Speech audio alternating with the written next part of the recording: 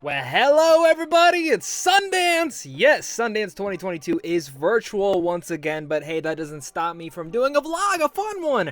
Giving you my reactions, small reviews to every single movie that I see throughout the entire festival. I'll only be doing 5 days for the festival. Thursday, Friday, Saturday, Sunday, Monday, Tuesday. I guess I'm actually doing 6. I miscounted, but 6 days of Sundance Film Festival. It'll be a blast. I can't wait to provide you guys with my early coverage of a lot of these movies. And if you want more in-depth stuff, I will be doing video reviews for all of these movies, as well as written reviews over on my website. So look forward to those. It's time to dive into this. The first film I have, I didn't even look. Give me 1 second to check it out. I have my list right here. Looks like the first movie we're watching is When You Finish Saving the World. This film is actually directed and written by Jesse Eisenberg. It's an A24 movie. Really excited for this. That's all I need to know. And the thing I love about Sundance is a lot of these movies you go into not knowing much about, then you come out either really surprised in a good way or a bad way. So let's dive into this, and I'll give you guys my reaction right after.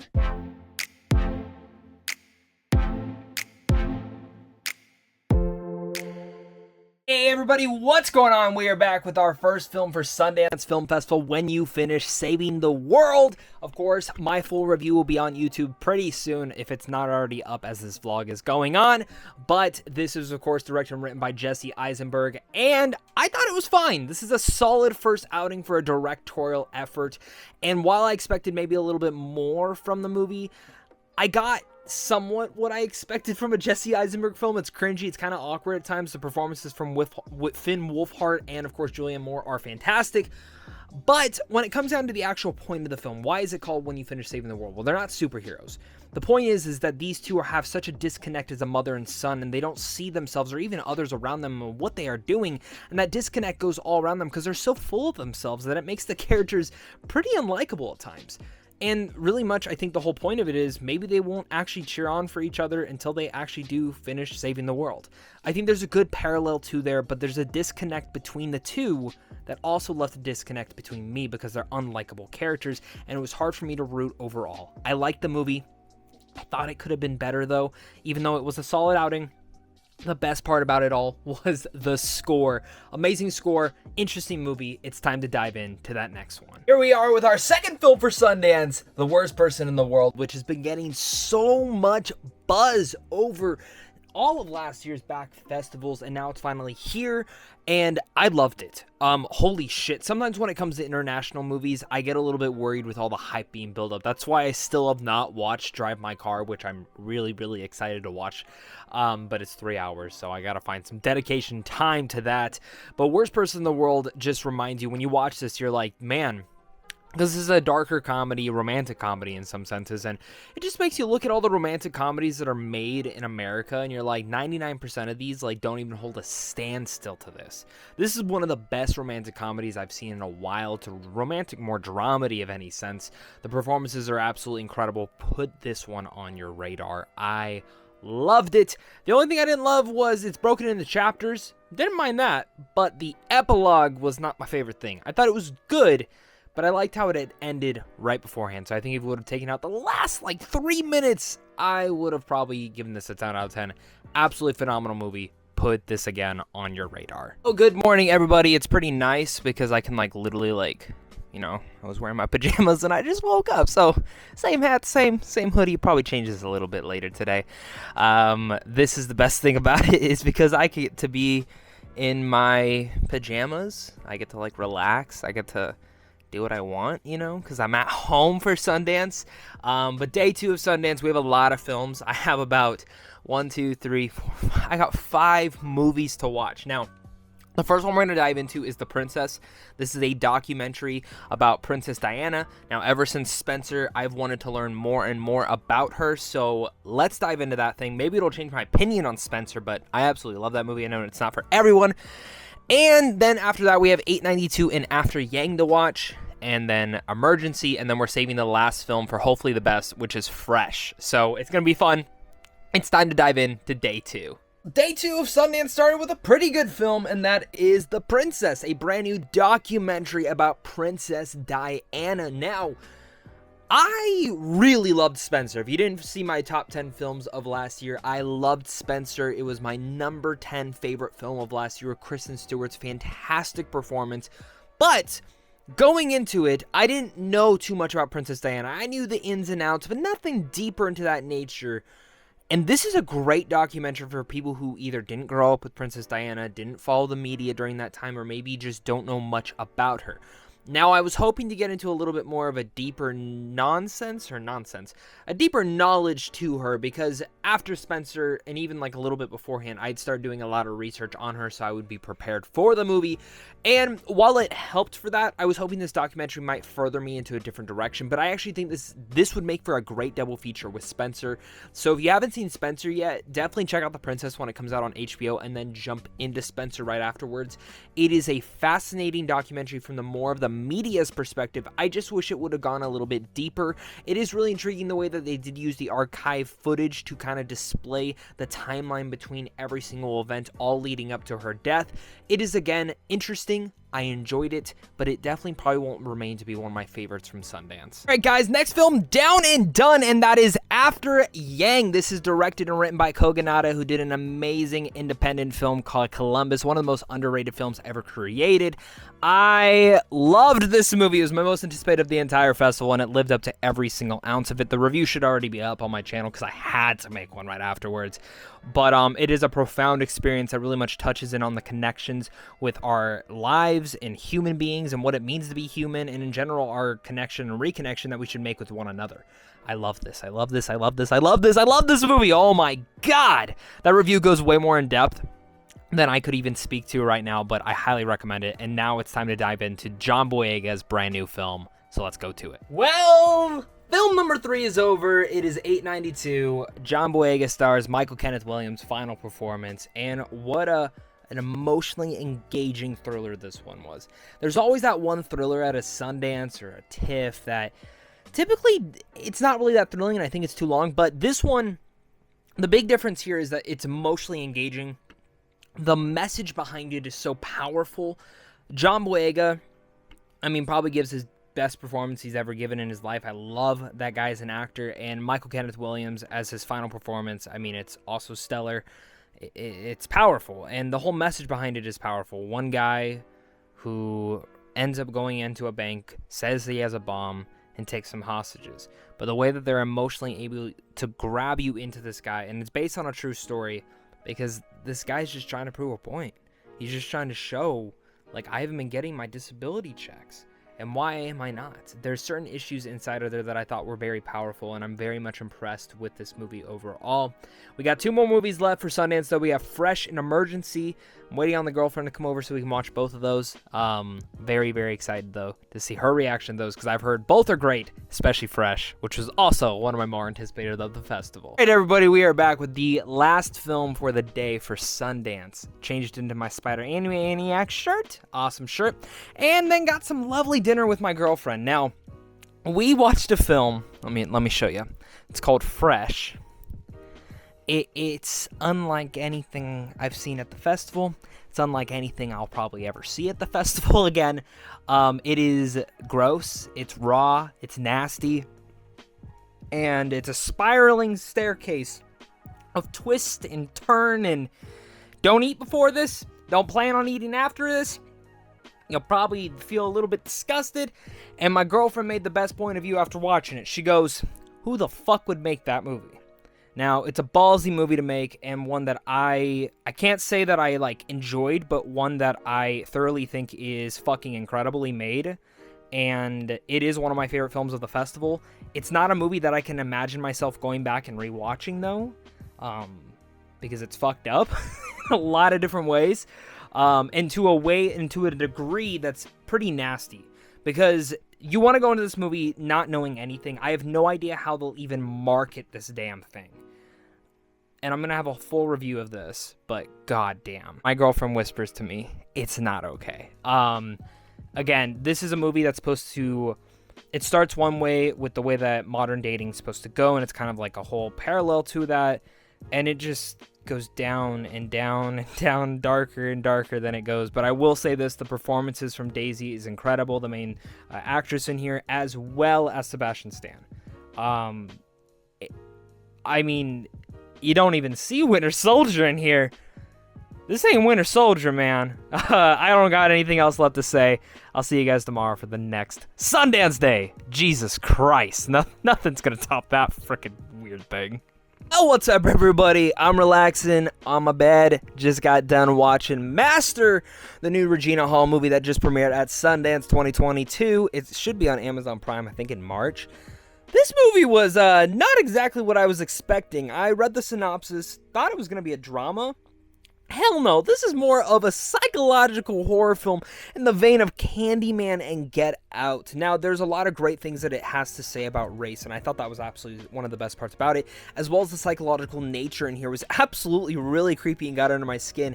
The performances are also great. I just wish that the story had a more organic feel to it. Certain moments kind of just felt like sequences to me, but still, I'd recommend this one. It's pretty good, and I feel like some people are loving it, some people aren't really big fans of it. I'm in the fan of, I liked it, but it could have been better, but I do think Delio, the director of this, has a nice mark to see, and I can't wait to see what she does next. Well, next film is done, called Emergency, about two African-American college students who end up finding a passed-out white girl in their house. Well, do they call the cops? Do they take her to the hospital themselves? What are they to do? This is an interesting movie, one that I know is based off a short film that actually went to Sundance, but the director's previous work I wasn't the biggest fan of, so I didn't know how I was going to feel about Emergency. Thankfully, though, I actually really like this one. Middle portion of the film to be a little bit too long, personally, but I will say the first act is great, and the ending is fantastic. The performances in here are incredible, and the two main kids, the two main stars, they have one dialogue moment towards the end that absolutely made me emotional, and I absolutely loved it. I think there is a lot of commentary on our society and the way that we judge a book by its cover, and I think it's actually covered really well. Again, the middle part just gets a little bit too repetitive in its nature, but overall, I really liked Emergency, and now it's on to the next movie. Back with the next film for Sundance, and that is The Watcher again. I'm in my comfy place right next to Gengar. Now, this is a nice little thriller that I found to be a little bit familiar in its footsteps, and clearly you know what the end game is for this one, but Micah Monroe continues to show why she is a top-tier talent. Other than that, I would also say that the director for this, Chloe, also did a really good job, and I'm looking forward to seeing what she does next. Even though, again, I understood what exactly was going to be happening the entire time, the direction was really solid, the cinematography and the camera tricks and all sorts of things, and the effects like that were good because it played around with, is someone actually stalking her or is it not? Again, I can't emphasize enough, anytime Micah Monroe is going to show up in a thriller or a horror film, I have to be there. So I enjoyed this one. Two more films to go, guys. We have Duel and Resurrection. Really excited for both of those. Well, Sundance Day 3 has ended, and I saw two more movies for the rest of the day. One called Duel, which was one of my most anticipated films of the entire festival. Love the concept for this thing. A brand new cloning procedure happens when you might be dying, and if you don't die, well, you and your clone must duel to the death. I really dug this movie. In fact, it was my favorite of the festival till the very ending, man. I didn't like the ending, and that's probably like the worst part about this movie. But other than that, Karen Gillan's absolutely incredible in this, and I found it to be just such a fun, dark comedy that I was needing. Like, we don't get a lot of these dark comedies, but I was digging this one. The other film I also watched was Resurrection, which I am going to have two separate reviews for both of these movies. Resurrection is one that the more I think about, the more that I kind of start to like, even though I don't love it as some others are saying. Some people are saying that it's the most amazing thing they've ever seen. I think that's just because Rebecca Hall probably gives the best performance of her entire career in this movie. But I still have issues with the ending of the movie and so many things to unpack that maybe on a rewatch I would like this a little bit more because I'd be able to hone into certain elements and explaining things a little bit better. But if I watch it again and I don't feel like I get those, then it could go down on my rating. So there's elements of that nature, but I do think Rebecca Hall is incredible, and she gives a 10-minute monologue in this that I was blown away. I was like, what the fuck? This is incredible. So those are my two movies for day 3. I think I have like 5 tomorrow for day 4, and then day 5, day 6 kind of starts a little bit, wind down a little bit better, but we will see you guys tomorrow. It's the day. Happy Sundance Day to everyone. We are back with the next day. I'm wearing my cool astronaut shirt, and I've currently actually already watched 3 movies. Now, I've been a little bit behind today and actually doing this vlog, so we're going to kind of run through these real fast. Alright, so the first movie I watched today was You Won't Be Alone. Now, I did film an actual separate review for this because I had a lot of thoughts on this one. It is coming out on April 1st, but this is not an April Fool's Day joke, I swear.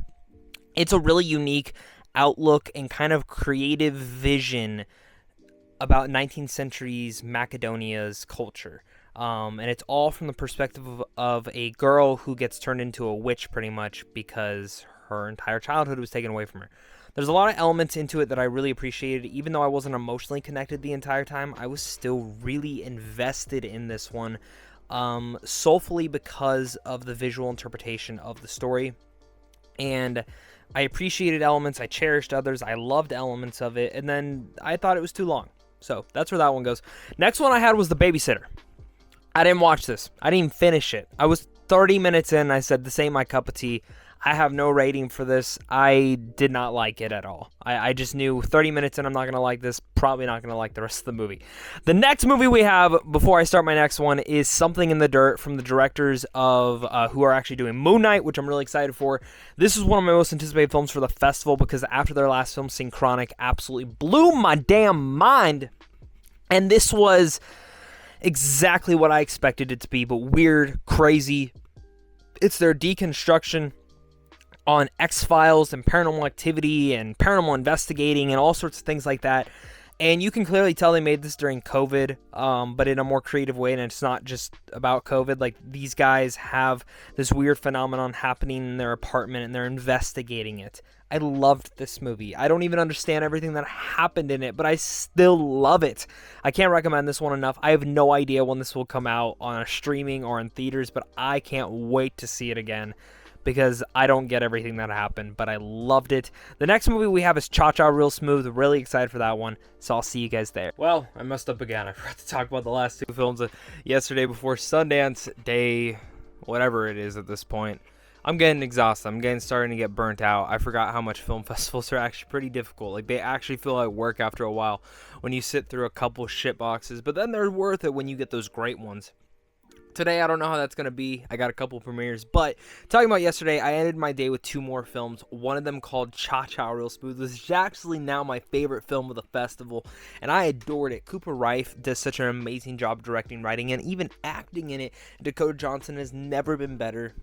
It's such a sweet, heartwarming film that's really about, like, what do you do, like, after your college? Like, that middle awkward period when you're in your 20s. The movie just dives into that, and it hit me perfectly because that's kind of where I'm at now. As well as the next film I saw was Sharpstick. I think that's what it was called. I didn't like this one. I actually thought it was kind of cringy and awkward, and I think there were some good ideas in there, but overall, the entire exploration of sexuality for this girl was not handled in a well-received manner. I do think that her performance is great, as well as John Bernthal's, but overall, I didn't like this one. It felt like there were like 2 different tones going on. I think if you would have changed a couple things, it would have made the movie a little bit watchable. But I was really just watching it for the performances at that point. But right now we're starting the day with Alice. And it's time to dive into this because it's got Keke Palmer and I'm a big fan of hers. Just got done watching Alice at Sundance, laying on the bed just to relax, stretching out. And, this one, it was good. It's fine. It was fine. I didn't love this one. I thought Keke Palmer was fantastic. But other than that, I didn't really find much to really dive into. It feels like it kind of just was surface level approach to the concept. And it was kind of the exact same issue I had with Antebellum. Antebellum, I thought, was, like, way worse, though, in its execution. This one, it seems like it had the good idea, and it feels like it needed more time to marinate, if I'm being honest. Like, I just couldn't get really much into this one. Again, Keke Palmer was fantastic. Comment's pretty good. I didn't love it. I didn't like it. I just thought it was fine. Like, I didn't regret my time watching this, which is better than some of the worst films I've seen at this festival. I watched 3 movies today, and the first one I watched after Alice was Palm Trees and Power Lines. Now, this is an interesting movie. One that's kind of like the reverse of Red Rocket. Where Red Rocket was from the guy's point of view, this one is actually from the young girl's point of view. And I didn't love this movie, but I thought the direction was really good. Performances all across the board were great, but it was a very uncomfortable film, very dark and dense, and touches on something that is happening all over the world right now, and I thought it was interesting. Didn't hate it, didn't love it, but I thought there was a good enough thing in there where I'm like, okay, let's see what this person does next. Alongside that, the next movie I watched was Honk for Jesus, Save Your Soul. Regina Hall, Sterling K. Brown. I almost said Michael K. Brown. But Sterling K. Brown, Regina Hall, fantastic performances in here. Holy shit. This is like a mockumentary on a lot of those churches that are all huge, and you go there and they have all these big buildings, and the pastor drives a Bugatti or something of that nature, an Audi, you might say.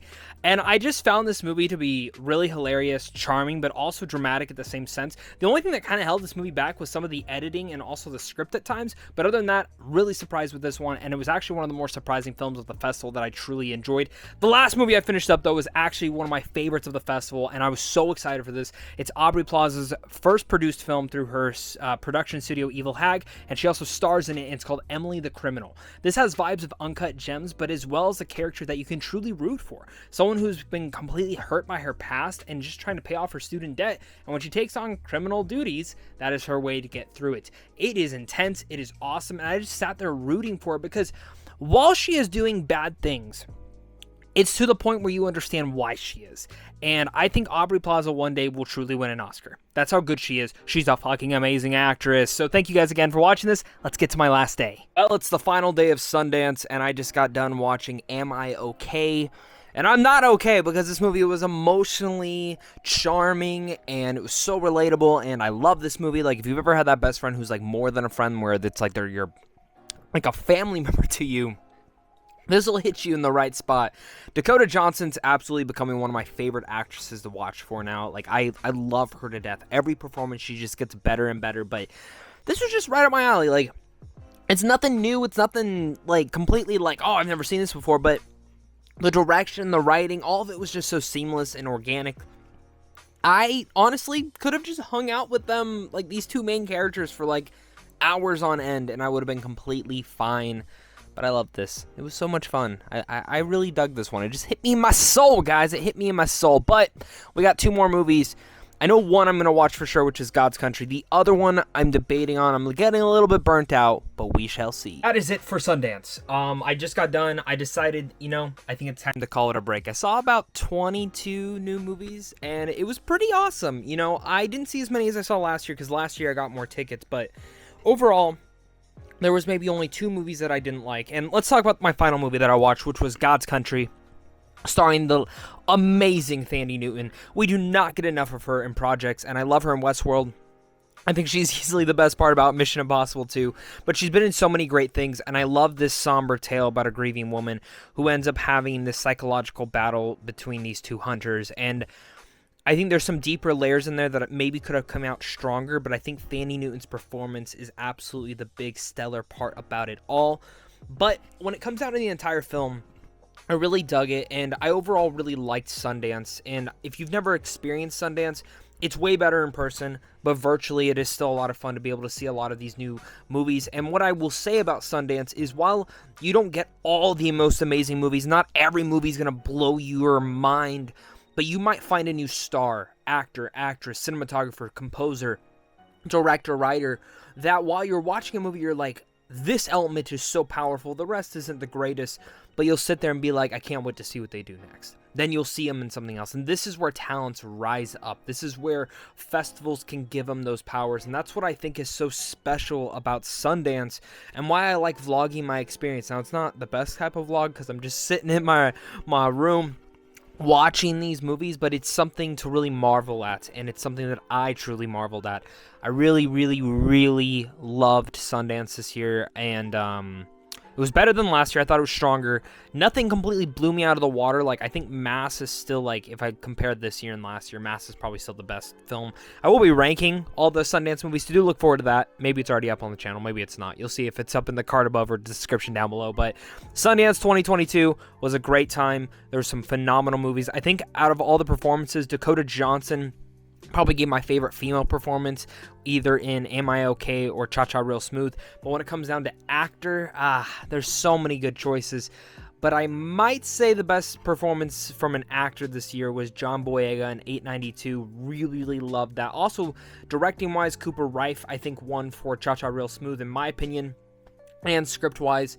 But this was a great year. And I can't wait to see your guys' thoughts down below. So if you guys did attend Sundance virtually, make sure to let me know down below your guys' thoughts. Hit that like and subscribe button, as well as comment down below, and look forward to more type of movie reviews and all sorts of content like this. But my name is Zach, and you will be getting a lot more coming soon. So, of course, until next time, stay classy.